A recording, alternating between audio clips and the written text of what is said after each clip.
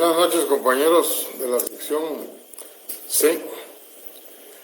Escribí por ahí, si alguien me puede hacer favor de recordarme cuáles fueron los principios que vimos el día lunes. Legalidad, capacidad contributiva, general, igualdad. Ok, gracias, Andrea. Bueno, vamos a ver entonces los principios que nos quedaron pendientes el día lunes. Vamos a ver el que se refiere al principio de justicia. El principio de justicia es un principio que establece o nos dice que los impuestos van a ser justos cuando todos los individuos que están obligados al pago de los mismos los tengan que pagar según sean sus condiciones económicas. O sea, según sea su capacidad contributiva. Y ya vimos que no en todos los impuestos aplica el principio de capacidad contributiva. Como consecuencia, no todos los impuestos son justos. ¿Por qué? Porque en la práctica, en la realidad, existen distintas clases sociales, distintas personas con distinta condición económica, y hay impuestos que los tienen que pagar por igual. Y entonces estamos hablando de los impuestos, nuevamente de los impuestos directos e indirectos. Los impuestos directos se considera, y recuérdense ustedes cuando hablábamos de sus ventajas, decíamos, son justos, porque cada quien los paga según sea su condición económica, según sea su riqueza. Y entonces no podemos hablar, por ejemplo, de un yusi que pague lo mismo dos vecinos, donde hay una construcción de un vecino de 2 niveles del inmueble y otro vecino con la misma área de terreno pero de un solo nivel. No sería justo que pagaran lo mismo. Pero el vecino que está al lado del que tiene un solo nivel, también hay otro que solo tiene un nivel. Y están inscritos esos inmuebles en el catastro municipal con el mismo valor con que los compraron. No ha tenido modificación la matrícula. El yusi es un impuesto directo. Y entonces los que están en iguales condiciones económicas van a pagar lo mismo. No es razonable, o sea, no hay razonabilidad en el impuesto. Que pague lo mismo dos propietarios de inmueble cuyas construcciones son totalmente diferentes. En una hay más manifestación de riqueza que en la otra. Pero si nosotros hablamos del impuesto del IVA, que es lo más común. ¿Recuerdan el ejemplo que les puse de la compra de la leche? Pero pongamos un ejemplo ahora de un profesional del derecho. Dos profesionales del derecho tienen sus bufetes. Y ustedes saben que en nuestro medio también hay categorías de profesionales. Hay unos que tienen mayor ingreso que otros. Un impuesto que es justo es el impuesto sobre la renta. Porque dice, todos los que tengan ingresos hasta 30,000 van a pagar el 5%. Pero si tienen ingresos mayores de 30,000 ya van a pagar el 7% sobre el excedente. Pero establece esas tasas impositivas para todos los que estén en esas condiciones económicas.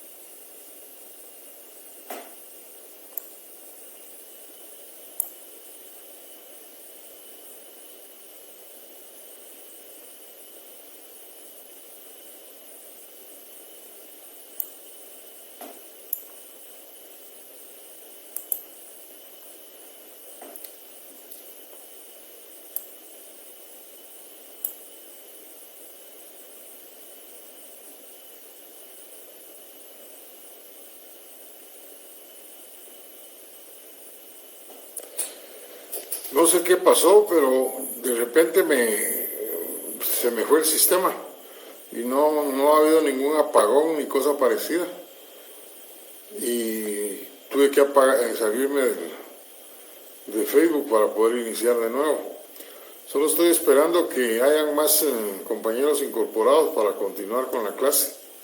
Ahorita solo tenemos a 12. Espero que ya habían como 45. Espero que no hayan abandonado el sitio. Ahí está, ya tenemos 26. Bueno, vamos a continuar. Les decía yo, cuando alguien va al supermercado de estos dos profesionales, si este profesional que tiene mejores ingresos, 45,000, 50,000 mensuales, y el otro solo tiene 20,000 mensuales, desde luego cuando van al supermercado, sus compras tienen que ser diferentes.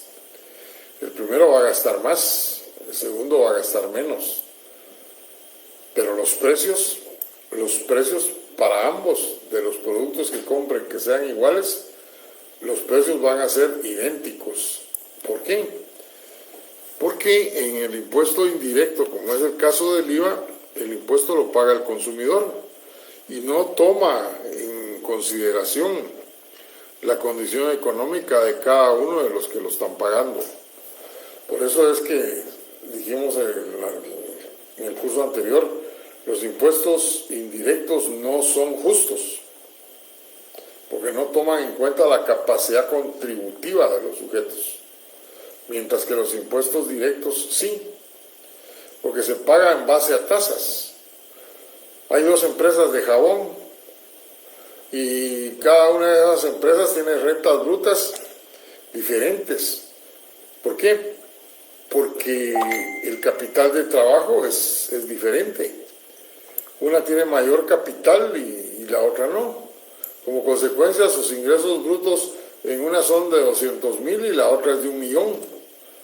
Bueno, cuando se le aplica el impuesto sobre la renta, el 25%, pues sencillamente la que tuvo el 1,000,000 de ingresos, después de ponerle todos los deducibles, restar los deducibles, va a pagar menos del que solo tuvo ingresos brutos por 200,000. Ahí está lo justo del impuesto. Cada quien según su condición económica. Igual es con los trabajadores.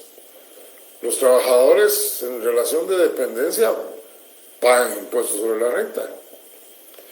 Y las tasas también se aplican en base a los ingresos que tiene cada uno. O sea, toma en cuenta la condición económica. Ahí tenemos las razones por las cuales decimos que el principio de justicia solo se da cuando los sujetos que están obligados al pago del impuesto lo van a pagar en atención a sus condiciones económicas. Veamos ahora el principio de proporcionalidad. Este principio lo que nos dice es que cada sujeto va a pagar en proporción a sus ingresos, en proporción a su riqueza, ni más ni menos. Y también está relacionado con el principio de capacidad contributiva.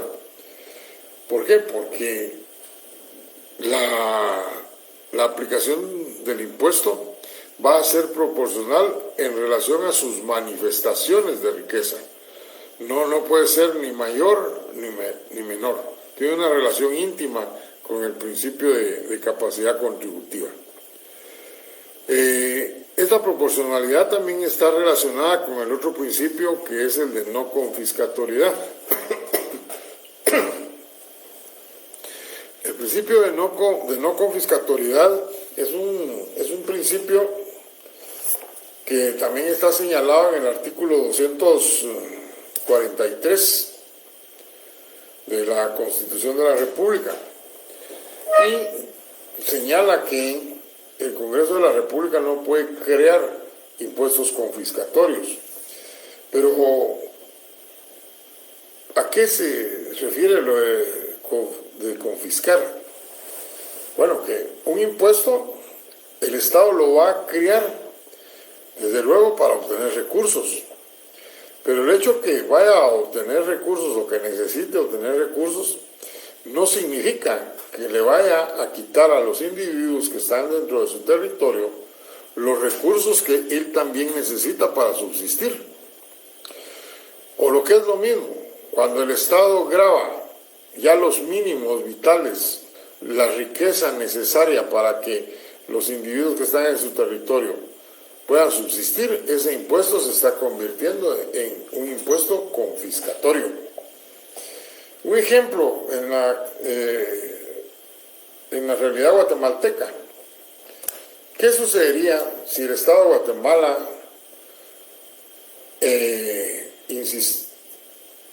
accediera a la insistencia que tienen los organismos internacionales de crédito, y esto sí es real, de que se suba la tasa del IVA de un 12 a un 15%?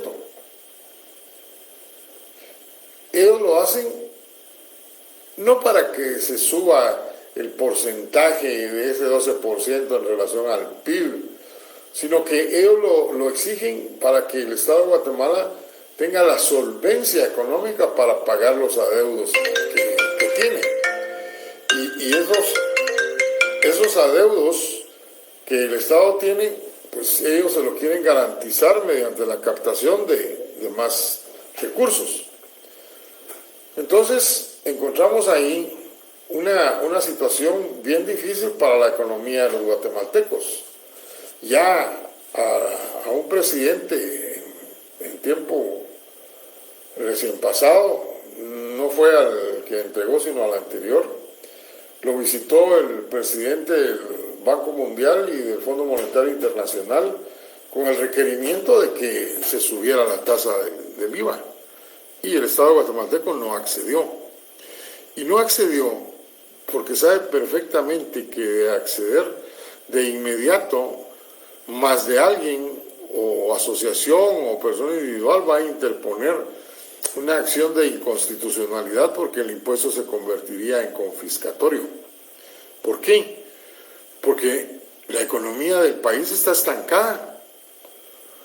El salario mínimo que tienen los trabajadores, que son la mayoría, pues sencillamente no está acorde con los precios de la canasta básica.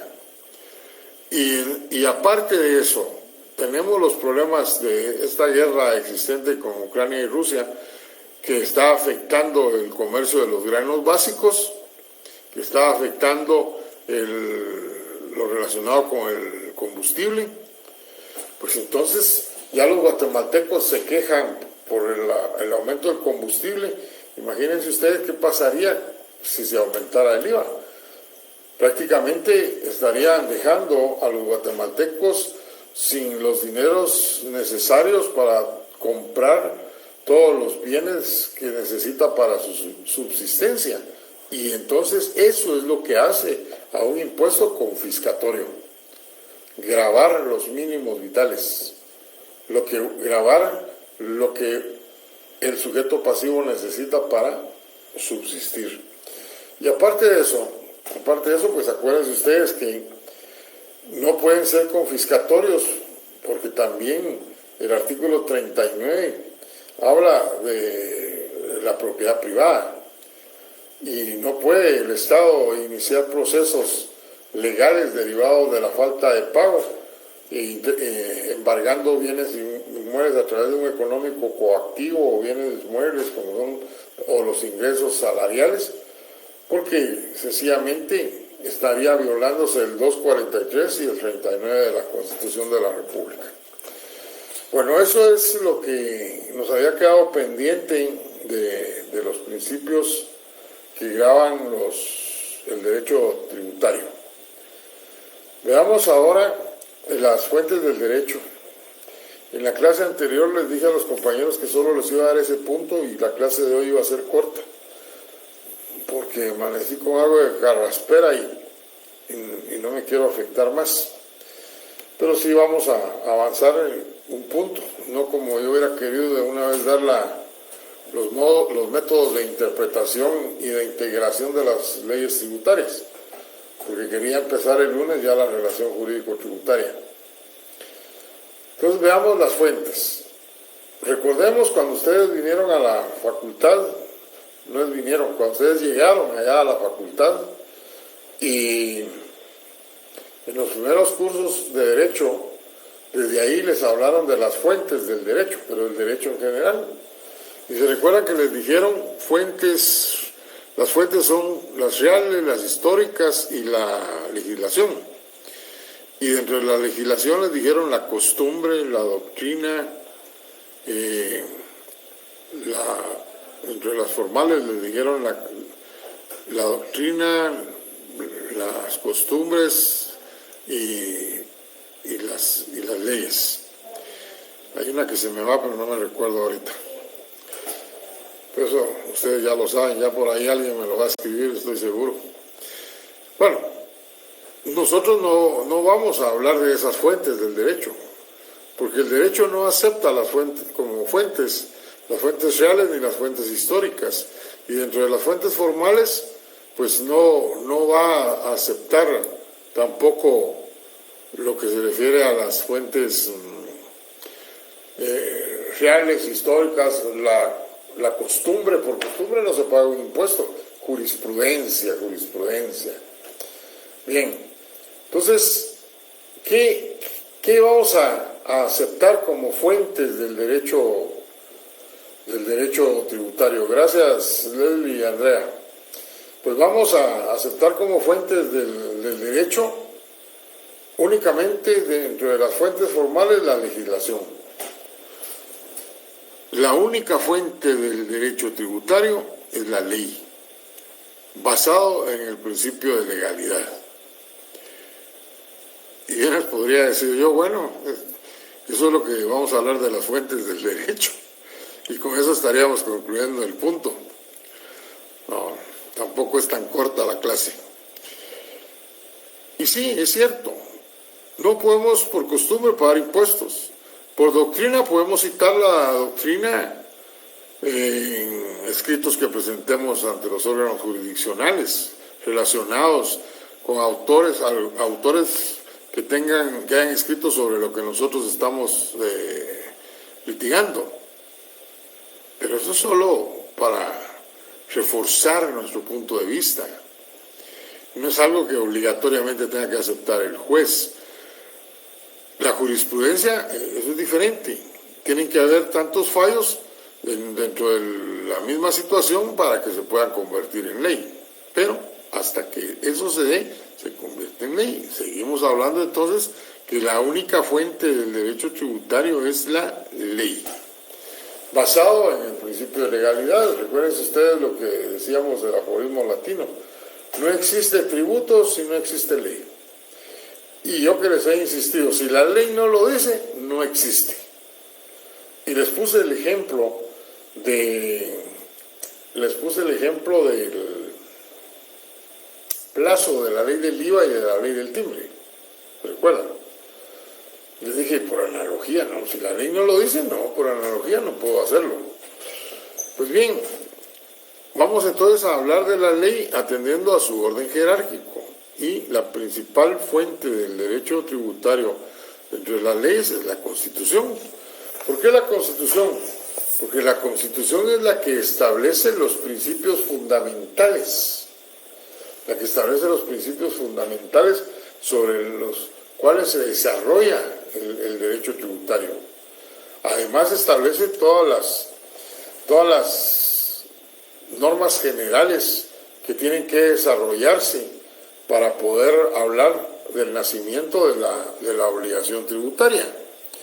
Todas esas disposiciones reguladoras que tienen que ver con leyes ordinarias en la Constitución, que están relacionadas con el derecho tributario, pues el legislador ordinario las tiene que desarrollar para que haya una efectiva relación jurídico-tributaria, para que haya una efectiva recaudación con el surgimiento de la obligación tributaria.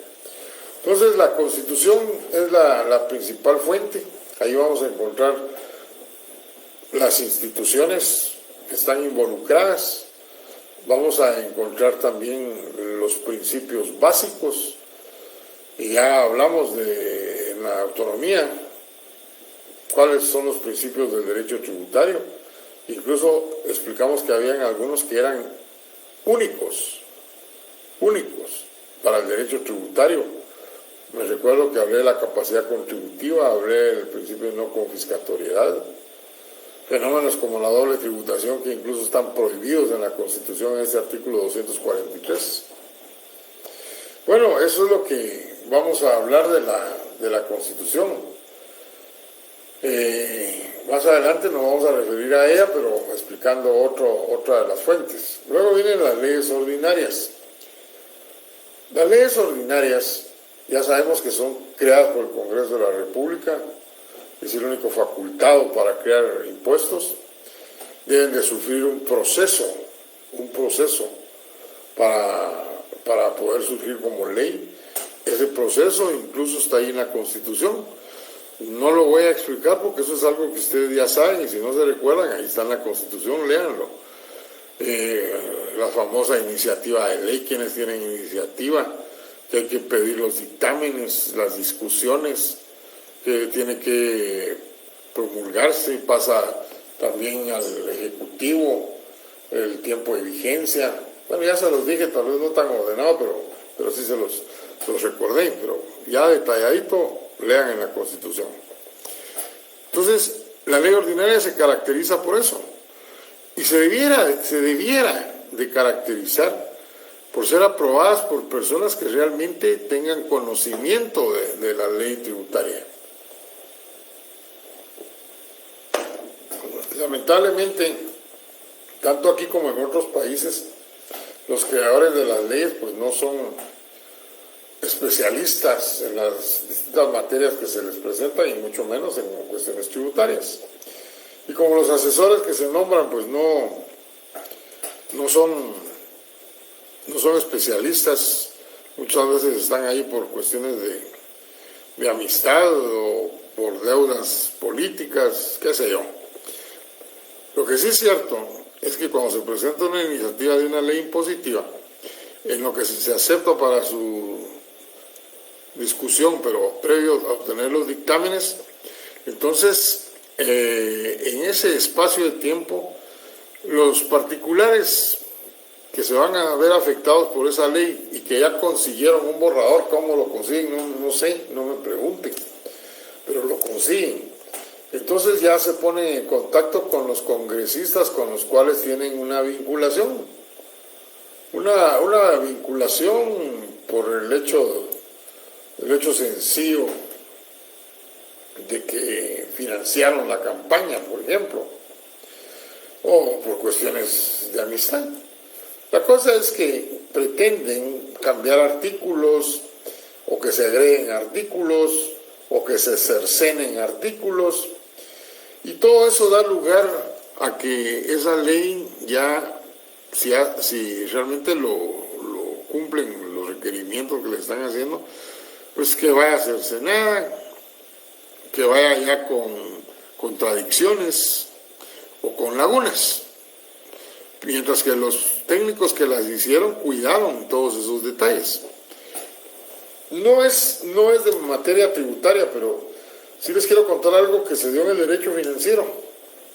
Hace algunos años, pues el Banco de Guatemala decidió ya modernizar su ley. Y entonces los técnicos son expertos, gente que tiene una carrera administrativa, prepararon el proyecto y lo trasladaron por la vía correspondiente al Congreso de la República.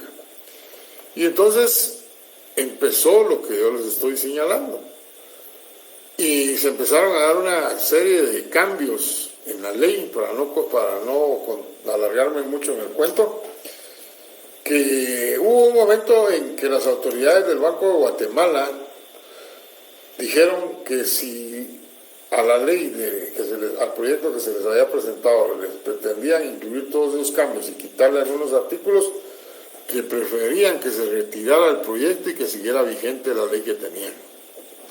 Solo con eso les puedo pueden ustedes deducir cómo pueden los congresistas dañar un proyecto de ley y poner en vigencia una ley que no tiene absolutamente nada que ver. Cuando lleguemos al impuesto sobre la renta, ahí voy a hablarles algo más de lo que le cercenaron a ese impuesto sobre la renta vigente en la actualidad.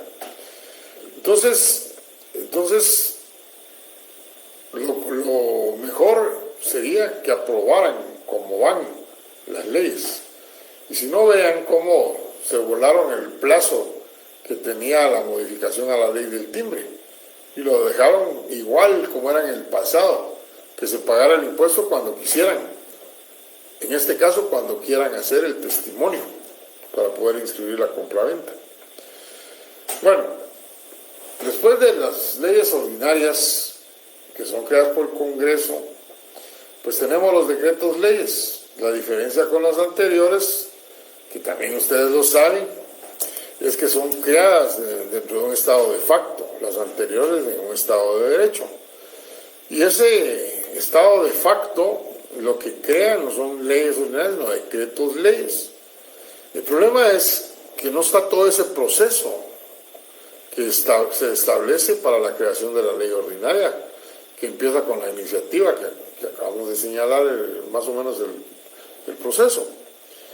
No, el decreto ley, pues el jefe de Estado se rodea de gente que él considera capaz, y entre los capaces también otros amigos, y entre ellos preparan las disposiciones legales. Por ejemplo, la Constitución quedó derogada, y lo que hacen es un estatuto de gobierno, y ese estatuto de gobierno, este grupo viene y toma de la Constitución lo que les sirve para gobernar, pero eliminan lo que les perjudica e incluyen las nuevas disposiciones que van a facilitar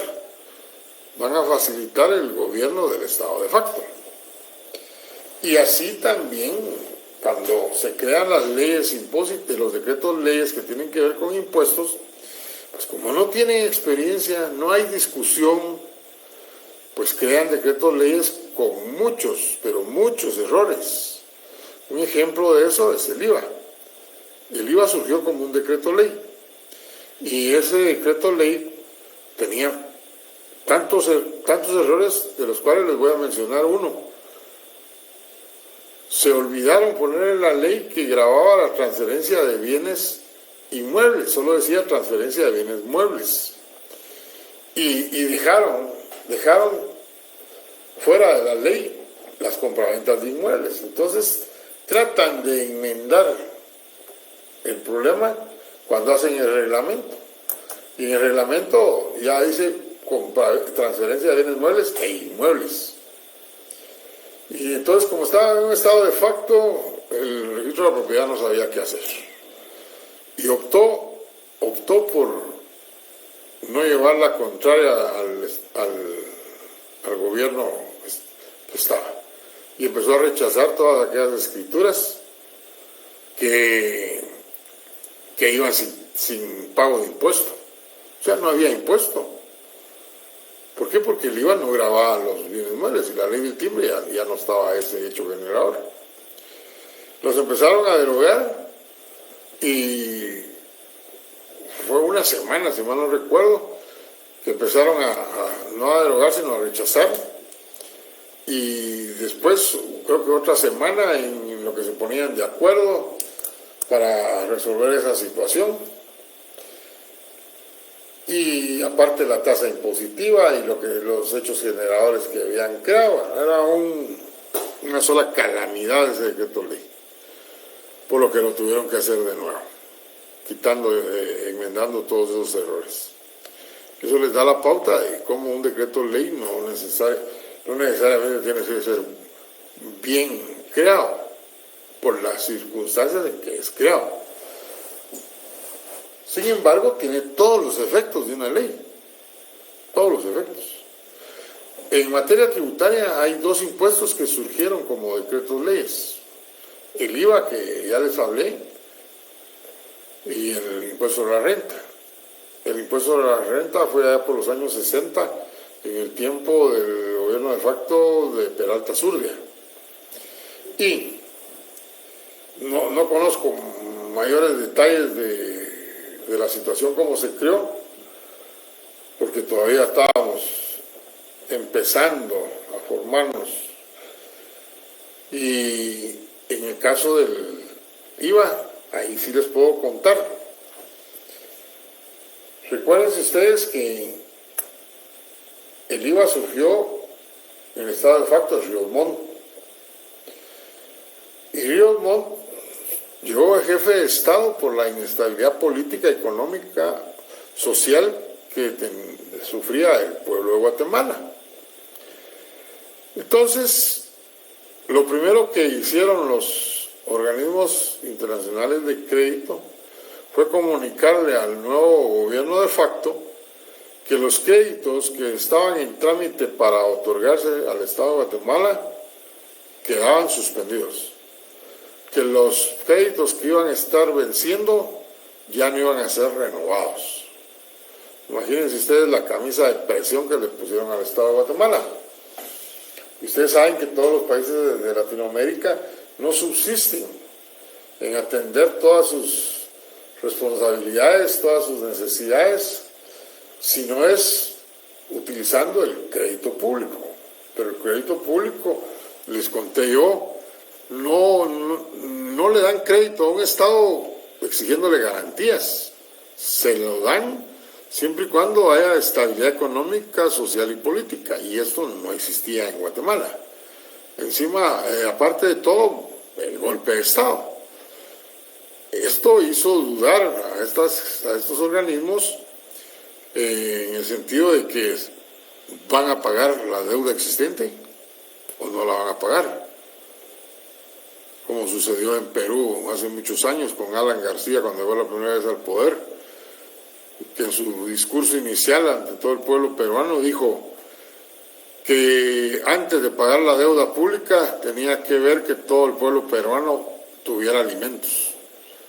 Y algunas otras cosas más que ya por los años ya no me acuerdo, pero en otras palabras dijo, no, voy a pagar la deuda. Eso le paró el pelo a los organismos internacionales.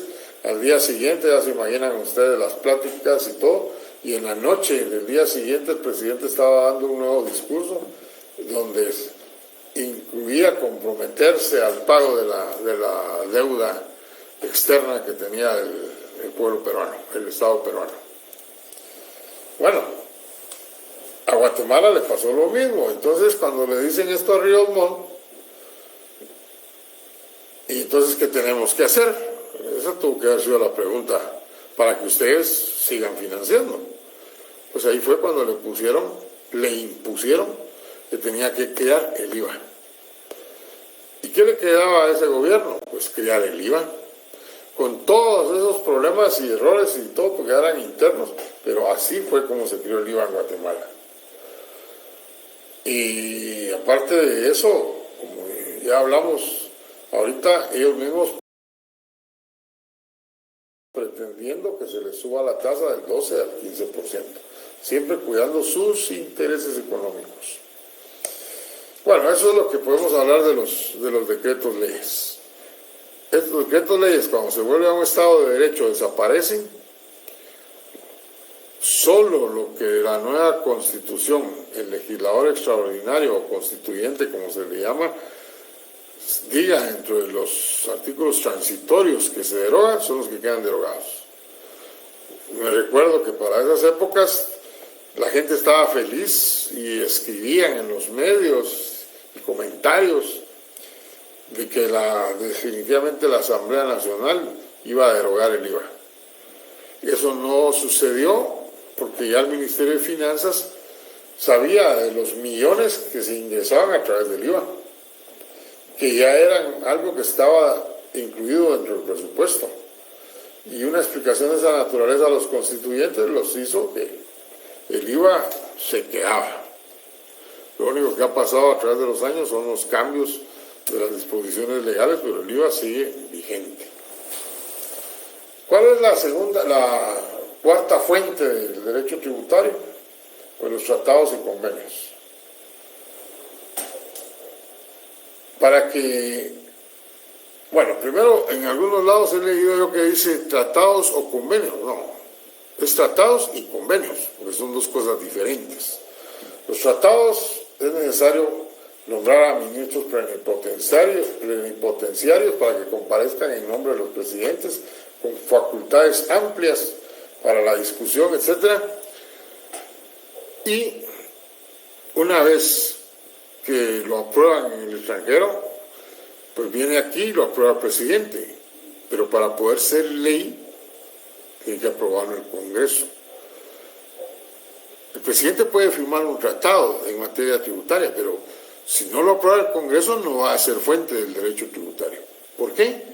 Por la sencilla razón del cumplimiento del principio de legalidad y porque la Constitución dice, no me recuerdo el artículo, pero dice que la supremacía de la norma constitucional ante cualquier tratado, a excepción del Tratado sobre Derechos Humanos. Y en el asunto de los convenios, eso lo celebran autoridades inferiores. Constantemente hacen convenios la Intendencia de Aduanas con el responsable de la SAT de México, o con El Salvador, o con Honduras, con los directores generales de aduanas. Pero son cuestiones más que todo administrativas, esos convenios que firman. Y si quisieran elevarlos para cumplimiento forzoso por parte de los contribuyentes o de los importadores o exportadores, pues tendrían que elevarlo al Congreso de la República para que tenga carácter de ley. Caso contrario, seguirá siendo un convenio de carácter administrativo. Bueno, parte de los tratados y convenios, la última fuente es el reglamento.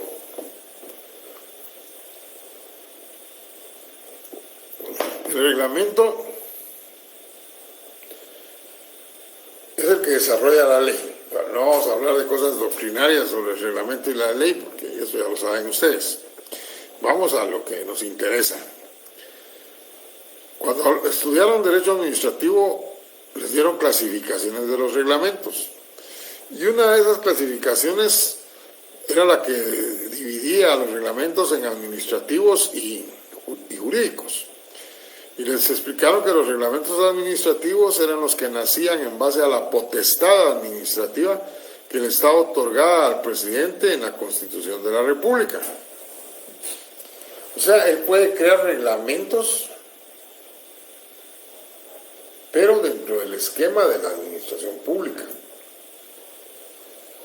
Y los reglamentos jurídicos les explicaron que eran aquellos que surgían a la vida legal por orden, por instrucción del Congreso de la República para desarrollar una ley que se estaba creando. Generalmente aparece en los últimos artículos. El mandato de que el Ejecutivo venga a crear el reglamento y en algunos hasta plazo le ponen. Y el Ejecutivo lo que tiene que hacer a través del Ministerio de Finanzas, porque son ellos los que lo hacen, es un reglamento, y ese reglamento en la actualidad pues ya lo desarrolló la Administración Tributaria y se lo traslada al Ministerio de Finanzas para que lo aprueben.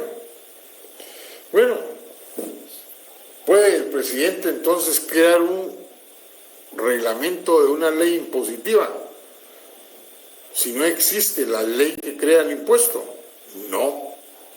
Podrá hacer reglamentos de horarios, sobre el transporte de los trabajadores cuando tienen buses, sobre cuestiones de uniforme, turnos, bueno, cuánta cosa se les ocurra que tiene que ver con la administración, pero nunca en materia impositiva si no ha sido previamente ordenado por una ley. Entonces, ¿cuál es el reglamento que es fuente del derecho tributario? El reglamento jurídico. Si yo pregunto en el examen, ¿es reglamento, es fuente del derecho financiero el reglamento tendría que decir el reglamento jurídico. Si digo yo solo reglamento, no, porque no estoy definiendo si es el administrativo o el jurídico. Y si yo les pongo el reglamento administrativo, ¿es considerado fuente del derecho tributario? La respuesta tiene que ser no, porque solo se considera fuente el derecho, el reglamento jurídico.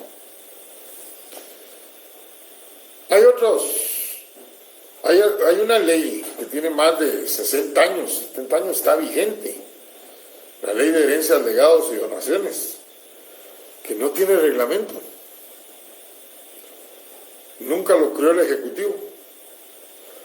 Y entonces encontramos un departamento, unidad, no me recuerdo cómo es que le llaman, que es parte del Ministerio de Finanzas Públicas, llamemos la unidad de herencias, legados y donaciones. Esa unidad se rige por la ley de herencias, legados y donaciones. Sin embargo, como la ley es bien escueta y no tienen reglamento, los distintos jefes de esa unidad o de ese departamento han decidido a través de los años regular su actuación en base a instrucciones y circulares. Las instrucciones y las circulares son fuente del derecho administrativo, pero nunca del derecho tributario. Pero como en Guatemala somos la excepción en muchas cosas, esta es una más. La unidad de herencias ha creado sus propias normativas a través de las circulares y de las instrucciones, incluso violando la propia disposición legal. Cuando ustedes lleguen a esa ley, que es la del segundo parcial, van a encontrar ahí qué documentos se tienen que presentar para la liquidación y determinar el monto del impuesto. Pues encontramos una circular que dice que los notarios deben de presentar el expediente completo. Y ahora, en estos tiempos, hay una instrucción que usted, previo a entregar el expediente, tiene que pedir una cita. Y que en la cita debe llevar el expediente completo y una USB donde vaya grabado todo el expediente.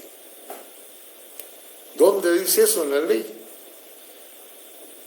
Y lo hacen a través de circulares e instrucciones, en una flagrante violación al derecho tributario. Ustedes se preguntarán, ¿y por qué este impuesto no lo administra, lo fiscaliza la administración tributaria?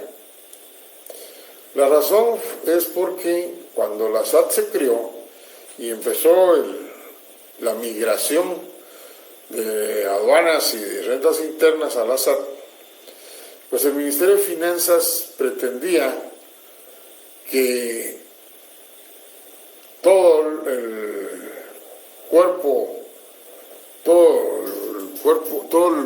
los trabajadores de este departamento pues pasaran a la SAT. Ese no era el problema, porque ya se había establecido un mecanismo para los trabajadores, tenían que hacer un proceso y los que calificaran iban a pasar. Ese no era el problema. Y el problema fue que el Ministerio de Finanzas pretendió trasladar todo el departamento y además el DICABI. Y en ese tiempo el DICABI estaba de cabeza. Y es cierto, tiene vinculación, pero no es una vinculación determinante. La SAT ofreció que toda la información que tuviera la SAT con respecto a los expedientes y todo, se lo iba a comunicar a ellos, pero solo querían lo relativo al impuesto. Pero como el Ministerio de Finanzas tenía mucho problema con el DICABI, y la SAT era una institución nueva y con mucho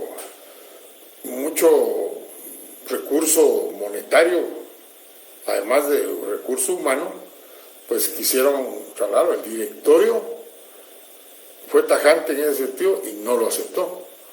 Y como consecuencia, Es el único impuesto que quedó abandonado de todos los que manejaba el Ministerio de Finanzas Públicas.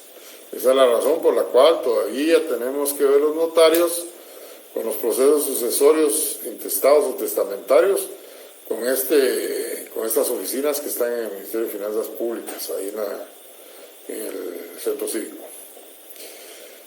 Bueno, nos vamos a quedar ahí con las fuentes, solo unos comerciales.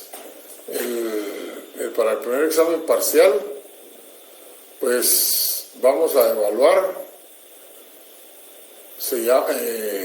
las leyes del impuesto del timbre, papel sellado especial para protocolo, la ley del IVA y el IUCI, impuesto único sobre inmuebles. Por favor, compren ya sus leyes, empiecen a leerlas, que ya la otra semana voy a empezar a mandar los laboratorios para que los empiecen a responder. Así que esas son las leyes, Andrea Lucía. Creo que es la que me ha preguntado otros días. Timbre, IVA y UCI. Con respecto a los compañeros que me están preguntando respecto a la retrasada, parece que la facultad no ha publicado no sé cómo es que se le llama, código, bueno, la clave. Yo no la tengo ahorita, pero mañana que esté en mi oficina, aquí en este curso de Derecho Tributario, la voy a escribir. El tablón ya está creado para que ustedes puedan ingresar y que estemos listos para el sábado. Yo ya lo creé y ya lo comuniqué a la facultad. Si no han pagado, si no les han dado el mecanismo de pago, no importa, ustedes de todas maneras hagan el examen. Alguna instrucción nos tienen que dar antes de publicar los resultados para poder saber que sí está pagado el derecho a ese examen. Pero ustedes hagan el examen. O sea, yo no tengo por qué estar controlando si pagaron o no pagaron. Eso ya es un problema para reportar la nota. Así que, por favor, si alguien tiene comunicación con los compañeros de la otra sección, se me olvidó decirles eso. Pero de todas maneras voy a escribir algo yo mañana ahí aquí en este curso de Derecho Tributario, para que los demás compañeros lo lean. Nos vemos el lunes. Que tengan buen fin de semana. Para los que se van a examinar no les deseo suerte, porque eso no es asunto de suerte, es asunto de estudiar y saber para poder ganar. Así que nos vemos con algunos el sábado y con otros con la mayoría el lunes. Buenas noches.